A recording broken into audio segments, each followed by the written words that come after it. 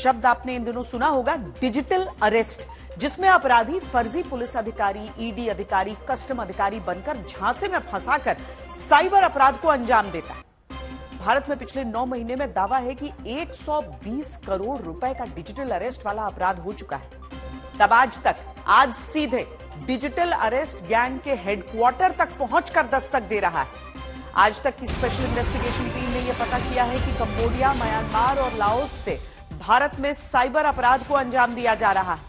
फर्जी नौकरी के लालच में फंसाकर भारतीयों को विदेश बुलाया जाता है और खबर है कि फिर विदेश में भारतीयों को डराकर, धमकाकर उन्हीं से भारत के लोगों से साइबर अपराध करने के लिए मजबूर कर दिया जाता है।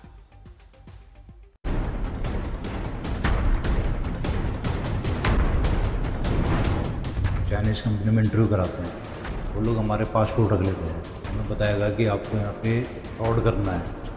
जो इंडियन लोग रहते हैं वहाँ अमेरिका में, उससे फेक आईडी बना के फेसबुक पे लड़की फेक आईडी बना के उनसे इन्वेस्ट कराना है। मैं जाता हूँ इंटरव्यू देने, उस गन पॉइंट पे मुझे वहाँ से लगभग म्यांमार का बॉर्डर था 40-50 किलोमीटर, वो लोग मुझे वहाँ लेकर जाते हैं। 2 मोबाइल मुझे मिला था और उस मोबाइल में इंडियन नंबर से व्हाट्सएप बना करके और हमें मिला था। उस मोबाइल से हमें इंडियन लोगों के, भारतीय लोगों के ही साथ धोखाधड़ी का काम करना था और भारतीय लोगों को ही लूटना था। वो सामने बॉडीगार्ड उसमें एक टारगेट दिया जाता था कि आपको एक, जैसे इंडिया है तो इंडिया को आपको टारगेट करना है और उन्हीं के साथ आपको फ्रॉड करके पैसा एंड करना है। मनीष तोमर, प्रदीप, नंदन शाह, रोहित शर्मा, ये 4 नाम साधारण चेहरे, लेकिन इनसे जुड़ी खबर सुनकर सन्न रह जाएंगे, क्योंकि ये 4 चेहरे आज आपको बताएंगे भारत में कैसे विदेश से 120 करोड़ की डिजिटल ठगी आम लोगों से कर ली गई। आम भारतीयों को ही शिकार बनाकर कैसे भारत के लोगों को ही डिजिटल अरेस्ट कराया जाता है। कैसे फर्जी नौकरी के नाम पर विदेश बुलाकर साइबर लुटेरा बनने को मजबूर कर दिया जाता है। दुनिया के 3 देशों से भारत में होती 100 करोड़ से ज्यादा की डिजिटल ठगी पर इंटरनेशनल दस्तक आज आप दीजिए। अब तक आपने ये तो देखा कि कभी पुलिस अधिकारी, कभी ईडी, कभी सीबीआई या कस्टम का अधिकारी बनकर इन दिनों भारत में आम लोगों को झांसा देकर ऐसा फंसाने का रैकेट चलता है, जिसमें फोन या वीडियो कॉल से झूठे डर के दलदल में डालकर डिजिटल अरेस्ट करके लूट लिया जाता है। लेकिन इसके पीछे कौन और कहां है का बड़ा जवाब आज तक आपको देने जा रहा है।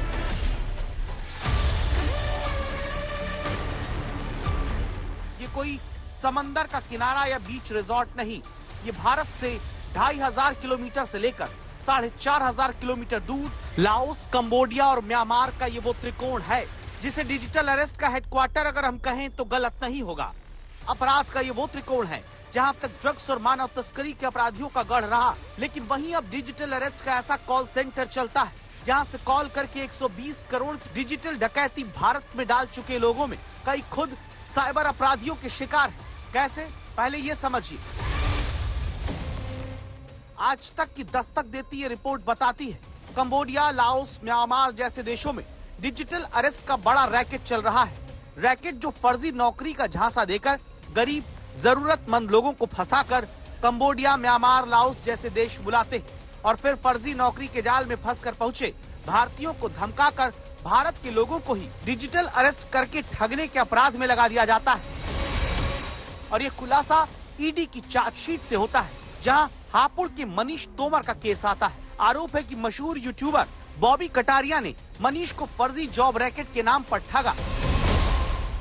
इंस्टाग्राम पे बॉबी कटारिया की इंस्टाग्राम की आईडी पे जॉब देखी थी आउट ऑफ कंट्री के लिए। उसमें उन्होंने अपना नंबर भी दे रखा था कि आउट ऑफ कंट्री की जॉब के लिए हम संपर्क करें उनसे संपर्क किया मैंने। संपर्क करने के बाद में हम उनके ऑफिस में पहुंचे। ऑफिस में पहुंचने के बाद में उन्होंने हमें बोला कि पहले 2000 का रजिस्ट्रेशन करना पड़ेगा, उसके बाद में तुम्हें जॉब की डिटेल बताई जाएगी। सिंगापुर में जिस नौकरी का दावा था वो तो मिली नहीं, बल्कि दावा ये कि मनीष तोमर को नौकरी के नाम पर विजिटर वीजा लगवाकर लाओस पहुंचा दिया गया और फिर इन्हें किस काम के लिए कहा गया, सुनिए। इंटरव्यू में हमारा इंट्रोडक्शन होता है। इंट्रोडक्शन होने के बाद में वो लोग हमारे पासपोर्ट रख लेते हैं। और पासपोर्ट रखने के बाद में हमें बोलते कि आप अभी रेस्ट करो, आपको काम बताया जाएगा अगले दिन।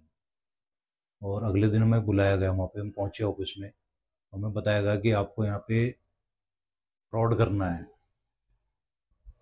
फ्रॉड करना है मतलब डॉलर में इन्वेस्ट कराना है लोगों से। जो इंडियन लोग रहते हैं वहाँ अमेरिका में, उनसे फेक आईडी बना के फेसबुक पे लड़की की फेक आईडी बना के उनसे इन्वेस्ट कराना है और कैसे भी करो उनको अपने जाल में फंसाओ, कैसे जो भी करना है, जैसे भी करना है उनको अपने जाल में फंसाओ, उनसे इन्वेस्ट कराओ। इस तरह के कई मामलों में भारतीय दूतावास लगातार नागरिकों को न सिर्फ फर्जी नौकरी के रैकेट से सावधान कर रहा है, बल्कि बहुत से लोगों को इस रैकेट से बचाकर वापस भारत भी लाया गया है। अरविंद ओझा और नितिन जैन के साथ जितेंद्र सिंह, आज तक।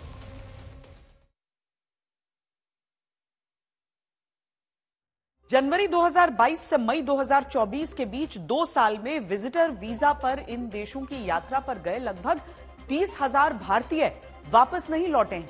ब्यूरो ऑफ इमिग्रेशन का यह आंकड़ा क्या इस बात की दस्तक नहीं देता कि अब भी इन देशों में फंसे हुए ऐसे भारतीय हो सकते हैं जो नौकरी पाने की हसरत लिए गए, लेकिन डिजिटल अरेस्ट गैंग के जाल में फंसकर साइबर अपराध करने वाले गुलाम बना लिए गए। ट्रेन से उतरते जिस शख्स को अभी आप देख रहे हैं, नाम है प्रदीप कुशवाहा। गाजीपुर के रहने वाले, इंजीनियरिंग की पढ़ाई की। घर वाले प्रदीप को वापस पाकर मानते हैं जिंदगी दोबारा मिली, क्योंकि प्रदीप भी उसी डिजिटल अरेस्ट वाले इंटरनेशनल गैंग के जाल में फंसे, जिसने इन्हें नौकरी के नाम पर पहले थाईलैंड बुला लिया, फिर अच्छी नौकरी का झांसा देकर म्यांमार में बंधक बनाकर रखा गया।